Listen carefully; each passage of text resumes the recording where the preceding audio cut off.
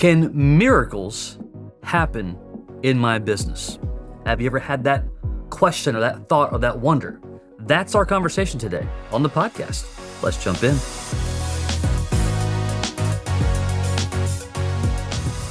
Well, welcome to Business Growth Blueprint. I'm your host, BJ O'Neill, where we discuss all things profitability, leadership, and culture, specifically for faith-driven entrepreneurs, business owners, and leaders. Miracles.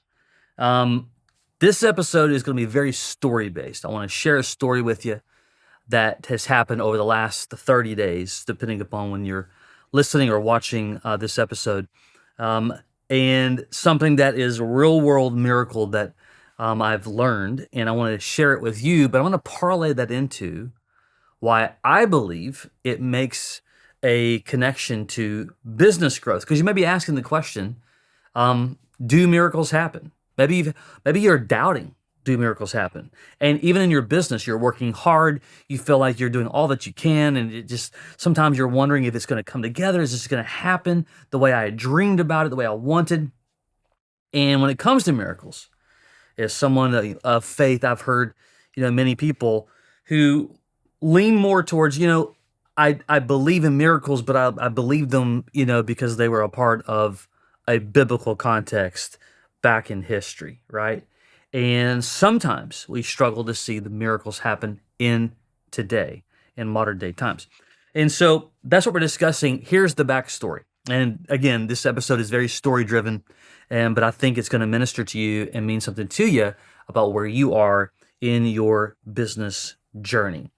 And so recently, one of our teaching pastors at my church, who is Iranian born, shared a message and a testimony that I want to kind of, give to you as well. I think it's a pretty remarkable story, and it's still developing. But he is Iranian born, and he and his family, when they were living in Iran when he was born, they were Shiite Muslim. However, over time, they converted to Christianity. There's a story behind that. We're not going to get into that one today. However, when it was announced that we had gone to war with Iran, and we're not getting political, but when it was announced that we went to war with Iran, his phone blew up. He is a pastor. He is a leader. He's a speaker. He speaks on all kinds of stages, events, conferences, on a bunch of different podcasts and other shows and interviews and whatnot. And so because he is, born in Iran and he is a pastor today, and naturally lots of people wanted to get his take upon what was going on with the war. And so through that process, as he was on different shows and doing all these kinds of interviews, he was both excited for his people in Iran, the liberation under a evilish regime that everyone can agree to. At the same time, concerned, how's this going to look? What's the long-term effect, and so on. And through all that, one evening, middle of the night, the song by Chris Tomlin, "Holy Forever," kind of came into his mind, and he wondered if anybody had recorded that at any level in his native language, which is Farsi. That's what Iranians speak. It's called Farsi. That's their language. So he went onto YouTube, middle of the night, and finds a few different versions. And he comes across this young woman who's a Middle Eastern woman who is doing this version of Holy Forever in Farsi, and she's just in her room strumming her guitar and just singing with everything that she has. And he and his wife, his name, by the way, is David Nasser. You can look him up on Instagram. He's an amazing speaker and teacher. And they just had a moment of worship during that. Well, his wife, David's wife, says, you should message her and just say, hey, thanks for your obedience for recording this, and it just meant a lot to us. And so he does. And so he messages her right there on Instagram. Well, here's the crazy part. Within 17 hours or so, he happens to be in the city she lives in here in America doing a podcast interview. Well, he ends up going to dinner with her and her mother and father, and they connected within hours. And what's crazy is that they're from Iran as well. They were also Shiite Muslim as well. Today, though, however, her father is a church planter in Iran. Now, you may ask, well, how is he planting churches in Iran if they're here. And we're going to get to the connection here in a moment about miracles in business, okay? And so he begins to unfold the story that when she was born, and I may not say her name correctly, but I believe it's either Gunash. I think I'm saying it correct, or close. I'll say I'm close. When she was born, and the doctor said that she had a heart defect. Essentially, a chamber in her heart had a hole in it. It was missing. She's not going to survive. Go home and just enjoy her for a few days that you're going to get to enjoy her. And there's just nothing we can do. And so they went home, shared the story with a friend, and they were encouraged, even though they were not Christians at the time. Gunash's mom and dad were not Christians at the time, said, take her to this church, it's a Christian church, and ask for prayer. And they're like, whatever, because what are you going to do in that situation? They just did it. And so the pastor prays for their family and prays for her. In that prayer, the pastor says to them, I felt something move. And they're like, what do you mean? And he said, I'm not sure, but I just felt a shift. I want to encourage you to go back to the doctors and get a second report. And so they're like, okay. And so they did. Well, the doctors didn't want to do that, but they obliged. They finally did it. They did a scan. Guess what? Miracle number one. There's no hole. There's no issue. There's no defect. And the doctors are stunned, okay? And so here we are, modern day America. I don't know exactly how old she is, 20s for sure. And here we have this girl who's been healed, all right? Now, there's step number one to this story. Step number two, that process is the reason why her mother and father became believers. Can you imagine why not, right? They're like, oh my gosh, our daughter's just been healed. I want this gospel that I hear of. And so they convert to Christianity. He becomes a pastor and an underground church planter. However, gets caught smuggling Bibles from the States into Iran. It was a really sticky situation. Thankfully, the UN got involved, got them out of there, and they've been in the States ever since that moment, but they want to go back to Iran. That's the story, all right? So they're at dinner sharing all this with David. David says, I've had this vision of having 30, 40,000 people in a stadium in Iran worshiping Jesus. They all look at each other and they said, well, that's cute, but our vision, actually, we have the same exact one, but we see over 100,000 people doing the same thing. And she says, and I feel very called and led to lead them to worship. David begins to ask, well, so how are you doing that now? She had never to that point, this is just in the last 30 days, never to that point led in a group in front of people. Well, David had a number of different speaking engagements. One of those was my church. And so he takes her to a couple of different conferences. She has an opportunity in our church as well. He tells this story. She comes out and sings Holy Forever by Chris Tomlin in Farsi, and then also does it in English and does it with our worship team. It was an amazing movement. So here we have miracle one. She's been healed physically, okay? Miracle number two, because of this whole unfolding of what's going on in Iran, in a random video, YouTube search that leads to a direct message on Instagram, leads to a dinner, leads to days later, she's in front of people, leading people in worship. That's called being prepared, okay? Follow this. Here's the cool part. Days later, there is an event here in Nashville called Good Friday Nashville. That's a Chris Tomlin event. It's in its 10th year. Well, ironically, David was the special guest speaker, David Nasser, and he does pretty much exactly what he did at my church. He tells this story of what's going on because it's so applicable to the conflict that's happening with Iran. And same thing, he brings her out. She leads now 15,000 people in worship. First, in Farsi. It was beautiful. And then second, she does it in English. And then they stopped for a moment and they said, we want to show you a little video clip. And it was a clip of Gunash 3 years prior at a Chris Tomlin concert. And you're still wondering, how's this playing to business? We're going to get there. I told you this was story-based today. And she plays a clip. She's at a Chris Tomlin show.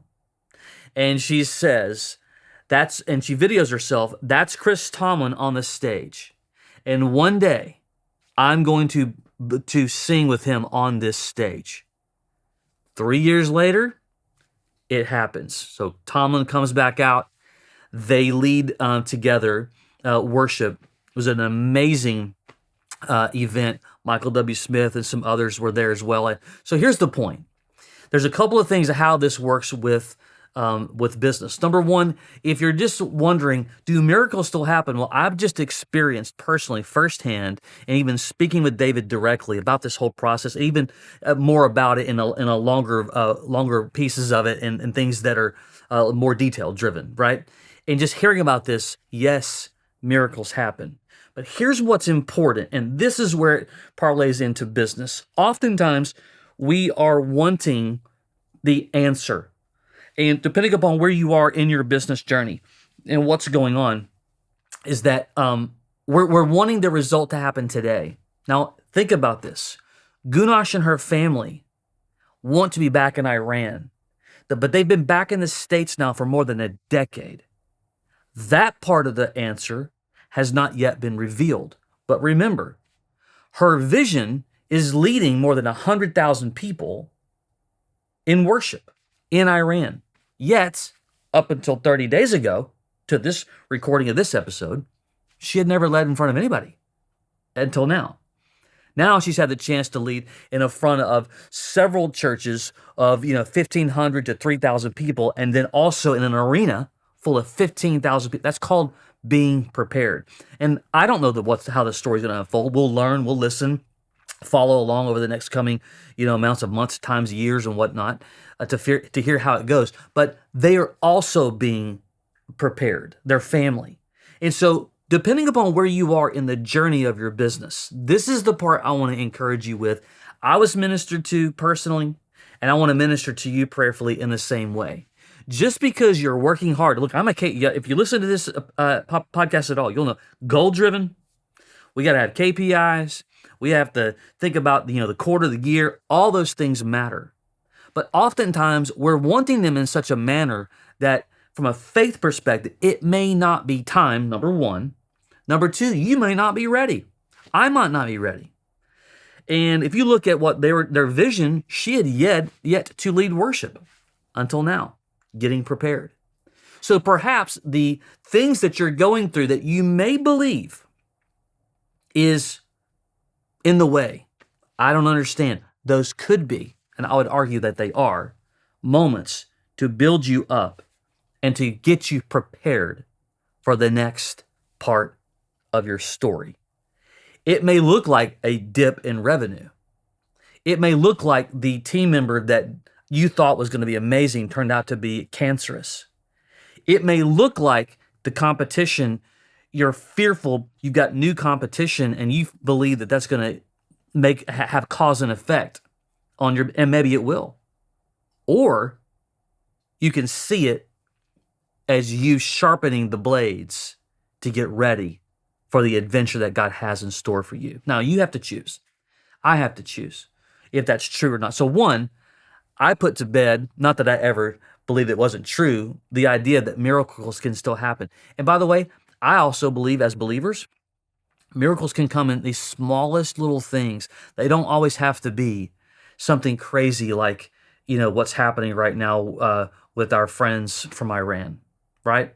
They can be the smallest little pieces, and just like compound interest, they compound one another. And then you have these bigger moments. So here's my encouragement to you. And the reason why I just wanted to share kind of what's recently happened in my life, what I've been exposed to from a watching modern day miracles happen. God cares about all parts of you.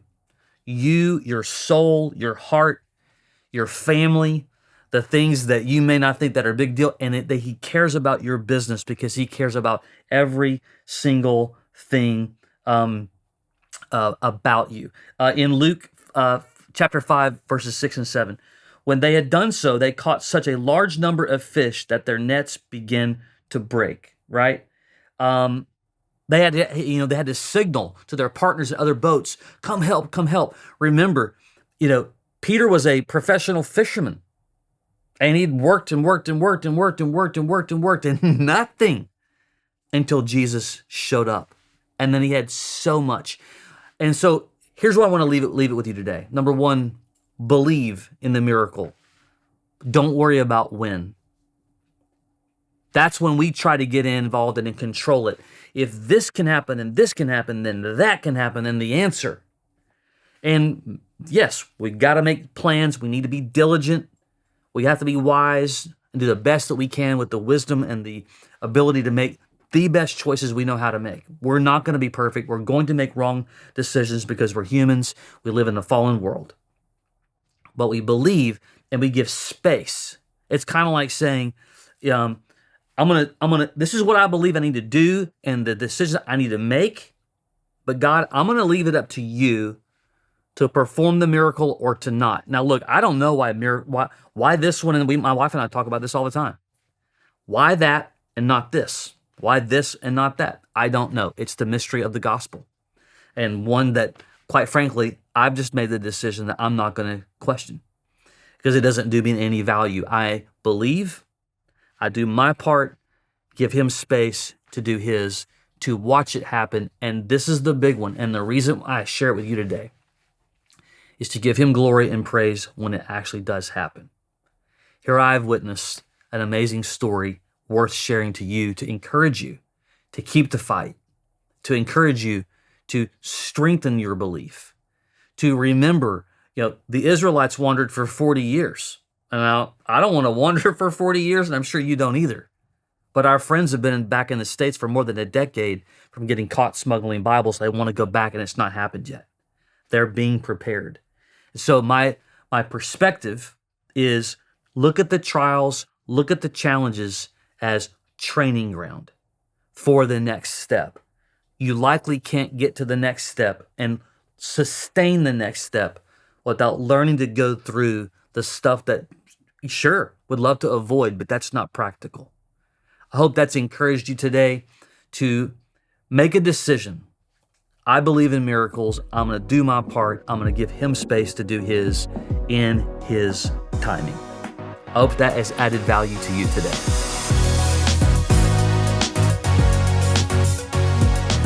Hey, join me on the next episode of Business Growth Blueprint, where we're going to discuss why your business isn't getting enough customers, but it's probably not what you think. Join me.